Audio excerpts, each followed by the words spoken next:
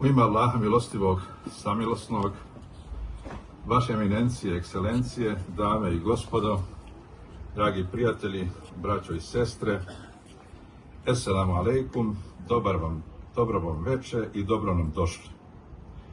Dozvolite mi da posebno pozdravim njegovu ekscelenciju, člana predsjedništva gospodina Bećirevića, visokog predstavnika u Bosni i Hercegovini gospodina Šmita, predstavnike vjerskih zajednica u Bosni i Hercegovini i crkava, članove diplomatskog kora i sve vas prisutne, naše prijatelje.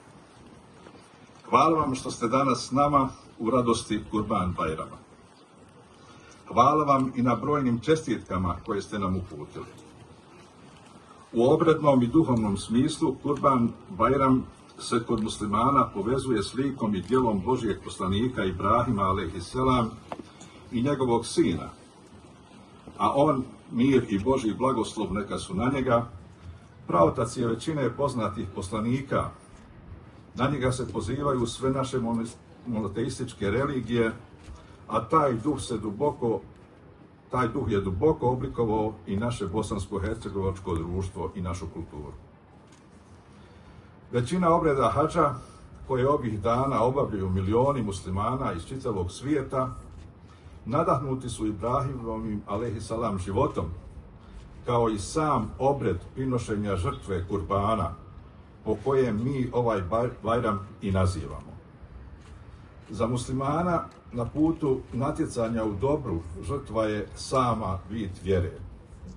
Svakog dana, Bajramom posebno, mi iznova ponavljamo koliko je značajno naše ljudsko jedinstvo, utemeljeno na vjeri i tradiciji koju vežemo za Ibrahima alejhiselam i naše dijeljenje radosti u danima blagdana.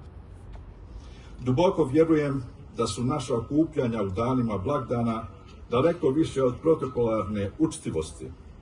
Želim vjerovati kako u ovim trenucima radosti obnavljamo svoj komšijski i bratski zavjet brige jednih o drugima.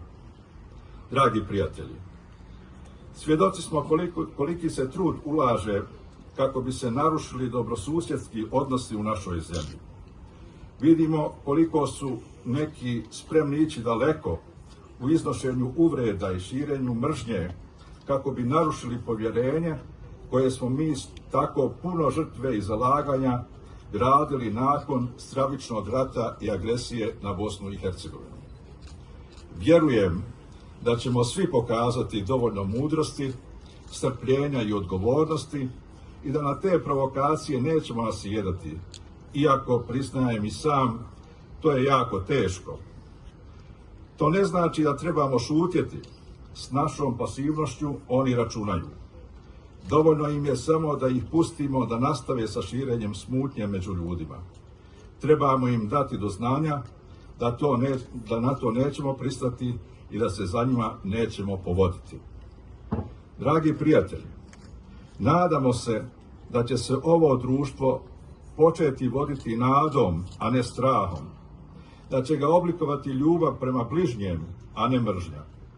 To s pravom očekujemo naročito od onih koji upravljaju našim društvom na svim razinama u Bosni i Hercegovini. U nadi da će među nama zaživjeti istinsko ibrahimovsko jedinstvo, još jednom svim muslimanima čestitam Bajram riječima Bajram Šerif Mubarek Olsu. A svima vama, našim prijateljima, koji ste nam svojim dolaskom uljepšali ovaj dan, iskreno se zahvaljujem. Hvala vam još jednom. Salam alejkum.